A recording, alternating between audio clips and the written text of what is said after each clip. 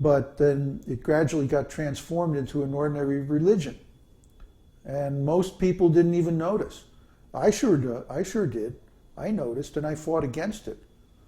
But I wasn't strong enough to prevail, to do anything. Because these guys already had their names on all the legal papers. There wasn't anything anybody could do, and there still isn't anything that anybody could do.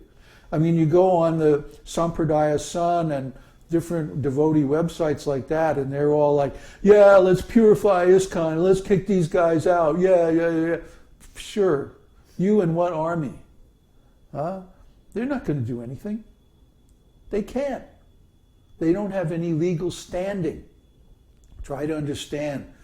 A non-profit corporation, just like we have a non-profit corporation, nobody can come in and take over our non-profit corporation. It's not possible unless somebody lets them come in, unless somebody votes them in as board members or something like that. Nobody can come in. Nobody can influence what goes on here. No outsider. So these devotees who have left ISKCON, or even when they were in ISKCON, including myself, we had no influence over the management whatsoever. Other people's names were on all the paperwork, not ours. They were the officers, they were the board members, they were the ones who made the decisions, not us. And it's still like that. The same people are still on the paperwork. And they're not going to give up power, and they're going to pass their power on to the people that they choose, not to anybody else. So ISKCON is lost. It's a goner. It's finished. There's no hope of reviving or renewing or purifying ISKCON. ISKCON is firmly under the control of rascals, and it's going to remain like that. Of course, they're going to drive it into the ground, yeah. They've already done a pretty good job of that. And that's just going to continue. So ISKCON is going to become less and less important, less and less powerful, smaller and smaller, like that. But there is not a thing that we can do about it except walk down the road and start our own. That's why I encourage all my students to start their own preaching mission. Start your own preaching mission. We're not going to take it over. We have no interest in that. Try to understand. We're not like those other guys. That's why we use a different name, esoteric teaching. This is an esoteric school. It's not a religion. We're not into power. We're not into politics. We're not into money. We're not into all that nonsense. We just want to see these ideas get out. So we're going to give people who want to help our mission, our preaching, all the facility, all the help, all the encouragement that we can. And when you establish something and it's going, great, wonderful. Well, we'll send you a postcard once in a while from India. You know, Haribo. We don't care about all this nonsense politics. I'm already withdrawing, back into chanting mode. I'm starting a movement of my own, towards my next stage of life, So I don't want to be doing this forever. I want to go back into intensive Harinam, So I'm doing a push on preaching now, but it's not going to last forever. I'm not going to be doing this when I'm 90, if I live that long. I'm just doing this to try to get some momentum going for people to start taking up this process seriously. And if you take it up seriously, it means you devote your life to preaching. If you really want to serve Srila Prabhupada, if you really want to serve Krishna, you're going to do some preaching. And the sooner you get around to it, the better. I wish I had started this mission a long time ago, because I was so devastated by my experience in ISKCON and so afraid of repeating the same mistakes because I knew I was conditioned by my bad association. I didn't want to take the chance. So I decided instead I'm going to finish my sadhana before I start preaching. But looking back on it now, I wish I had started 10 or 20 years earlier. Anyway, you have a question? Back to the nectar. Were there signposts in your life kind of indicating? Maybe you weren't looking at the time, but indicating your mood with Krishna.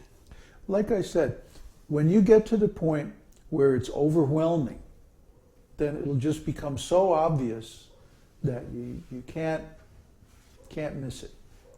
Don't go like looking for clues, like, oh, look, I thought like this, and then that means that. No, you're speculating. Wait until it's so clear, it's so overwhelmingly powerful that you can't help yourself. Oh, I have to do this internal service. I just have to. Can't stop myself. Huh? Then you know for sure.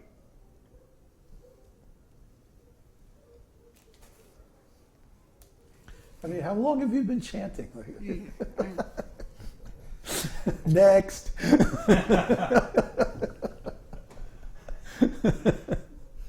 I've been chanting for 2 days. I chanted for 2 hours once and it didn't do anything.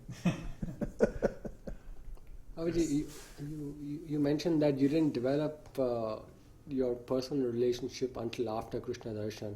And is that something that you recommend in general? No. I'm just saying that's what I did. Okay. When you know, you know. When it's obvious, it's obvious. You know? Yeah. Feels like New York. Yeah, I'm from New York, you know what I mean? But hold on, let me change the But shot. Babaji, what does do-what-did-he really mean? Okay. I'm afraid that there's a part of me saying, but there's a part of me saying, do you know?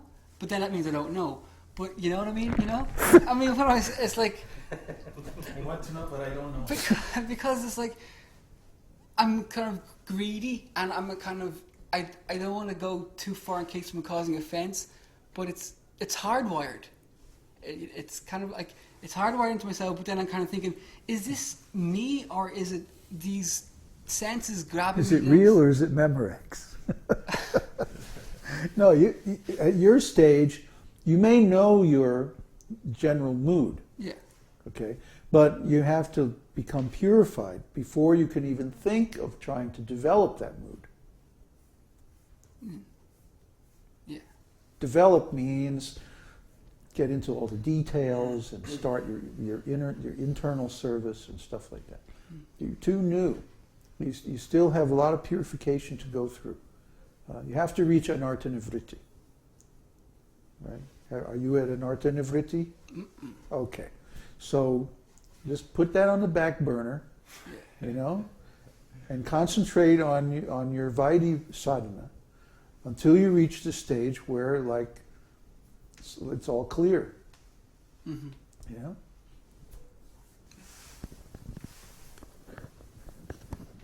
I have recent experience of this. Maybe I should talk about. Yeah, go ahead.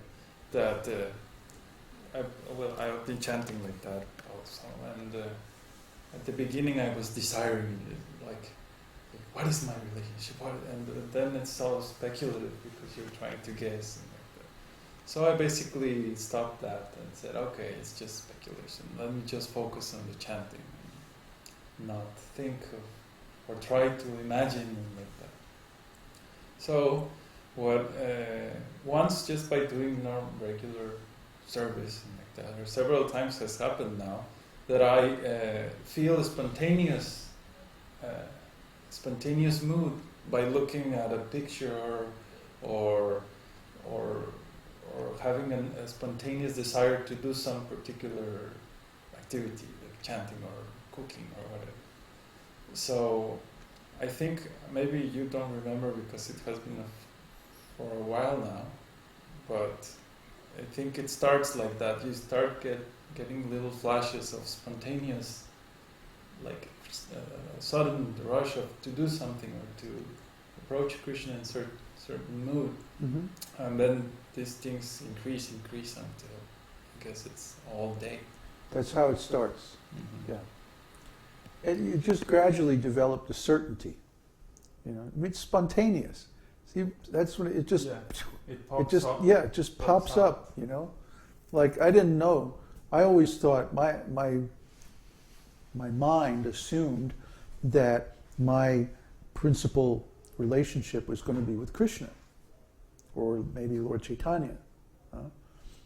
So I would be chanting, and then all of a sudden Lord Nrsingadev would pop into my mind.